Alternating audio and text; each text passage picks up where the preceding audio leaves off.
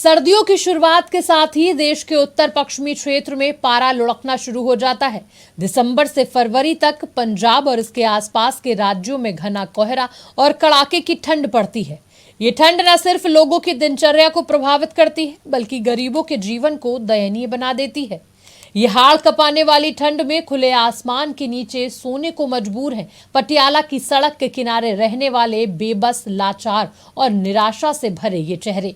दर दर की ठोकरें खाने को मजबूर ये लोग अपने घरों से किसी न किसी कारणवश दूर फुटपाथ और पार्कों में रहने को मजबूर हैं, जिन्हें कई बार बदमाशों की दहशत का सामना करना पड़ता है। और सबसे बड़ा दुख कि पंजाब सरकार भी इनको अनदेखा कर रही है। वहीं जमीनी स्तर पर पहुंचकर हमारी संवाददाता रेनू राजपूत ने इन लोगों से उनका हाल जाना।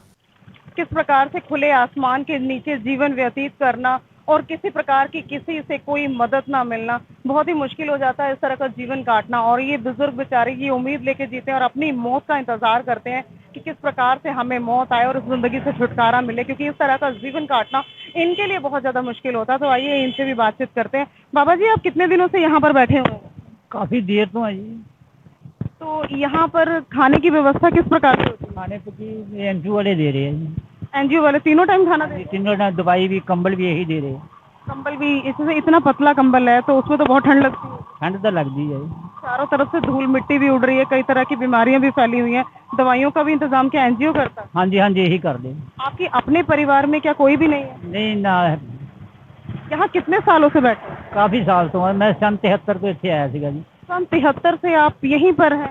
नहीं, पहले काम कुम करते थे, हुण हुंदा नहीं हैगा ना। बच्चा है कोई ना, मेरे भैन भरा है ने। सन 73 से सरकार की तरफ से किसी भी तरह की कोई मदद नहीं मिली? कोई मदद नहीं मिली। कितना टाइम से आप ऐसे रोड पर बैठे हुए हैं? तो मैं गरीब है, मैं क्या करिए, घरे भी है नहीं गा। घरे भी जमीन जाएगा सारी बेच दिया है। मैं अगर किधर जो, मेरे हाथ भी नहीं काम करता है। जैसे कि आपने बताया कि हाथ भी काम नहीं कर रहा, हाथ में भी काफी तरह की परेशानी है, तो दवाइयाँ वगैरह कहाँ से आती हैं? बाबूजी ने देता है दवाइयाँ बोटियाँ। अब सवाल यह है कि क्यों सरकार इनको अनदेखा कर रही है? क्या सरकार के पास इन लोगों के लिए वक्त नहीं? सरकार का तो पता नहीं, लेकिन कहते हैं ना कि इस दुनिया में, इस कलयुग में भी इंसानियत जिंदा है। और इस इंसानियत का परिचय देते हुए पटियाला की एक संस्था साडा बुजुर्ग साडा मान ने इन निराश्रितों के लिए आशा की एक किरण लेकर आया। ये संस्था जरूरतमंद की हर संभव मदद करती है। ये लोग जरूरतमंदों को समय समय पर खाना पीना, दवाइयाँ और जरूरत की हर वस्तु मुहैया कराते हैं। लेकिन अफसोस, रात के अंधेरे में उन सभी चीजों को भी चोर और नशेड़ी छीन कर ले जाते हैं। काफी संस्थाएं जो हैं बुजुर्गों की मदद करने के लिए आगे भी आती हैं, लेकिन कब तक वो अपनी ही जेब से खर्च करती रहेंगी और सरकार इस तरफ ध्यान नहीं देती। कुछ सोशल वर्कर भी हैं जो समाज सेवा करते हुए नजर आते हैं। तो हमारे साथ मौजूद हैं अरुण जी, उनसे भी बातचीत करेंगे। अरुण जी, आप काफी टाइम से इस फील्ड में हैं, कितने टाइम से ये बुजुर्गों को आप कहाँ कहाँ से लेकर आते हैं? मैडम 2 साल से इस फील्ड में है। बुजुर्गों को हम एक जो भी मिलता है, हमें फ़ोन आता है, हम वहाँ से लेकर आते हैं बुजुर्गों को। मगर मैं बुजुर्गों की हालत देख के बहुत तरस आता है कि इनके बच्चे जैसे इनको घर से बाहर निकाल देते हैं, सड़कों पर मिलने पे मजबूर कर देते हैं। वो किसी को ये कह नहीं सकता कि वो मेरा बेटा है, क्योंकि घर में इतना क्लेश ज़्यादा होता है उनके कि वो घर भी नहीं जाना चाहते। वो कहते हैं हमारे बच्चे मर गए हैं, हमारा इस दुनिया में कोई नहीं है, कि हमें बस समझो सड़क पे मरने को मजबूर है। कई तो रोटी भी नहीं बेचारे इस गम में खाते कि चलो हम जैसे भी इनकी सेवा कर रहे हैं, 3 टाइम की रोटी दे रहे हैं, कि हम इनको दिलासा देते हैं कोई बात जो भी हम हैं आपके साथ। बहुत ही अच्छे भाव से जो है आपकी तरफ से सेवा की जा रही है। सूत्रों के हवाले से जो खबर सामने आ रही है, हमें ये पता लगा है कि आपने पहले एक शेल्टर भी लगाया हुआ था, तो आज वो शेल्टर कहाँ पर है? मैडम, हम पार्क में शेल्टर बनवाया था, उनमें 7-8 बुजुर्ग रहते थे। मगर जो पार्क की जब इन्होंने सारी नया पार्क बनाया तो उन्होंने सारा शेल्टर तोड़ दिया। अब हमने बेचारों को फूलों के नीचे रखा हुआ है कि इनके लिए कोई शेल्टर भी नहीं है, कुछ भी नहीं है। रात को हम ऐसा करते हैं कि चलो इनको छोड़ आते हैं शेल्टर होम रात को 8 बजे, और वो 6 बजे छोड़ देते हैं। मगर इनके ऊपर कोई व्यवस्था नहीं है कि इनको काफ़ी बीमारी लग रही है। उस बेचारे को सांस की प्रॉब्लम है, उसकी दवाई हम चला रहे हैं। जो भी पैसे होते हैं हम उनको दे देते हैं, वो दवाई ले आते हैं। ये गरीब जो अपनी बीमारी से परेशान हैं, जिन्हें डॉक्टरों का इलाज भी नसीब नहीं है, ठंड में इस हालत में किसी की मदद का इंतजार कर रहे हैं, पर उनकी आंखों से आंसू पोंछने वाला कोई नहीं है और सरकार भी बिल्कुल चुप बैठी है। जैसा कि आपने देखा कि इस बुजुर्ग का पैर किस कदर खराब हो गया और वो चलने फिरने में भी सक्षम नहीं है और एक तरफ बैठा हुआ है।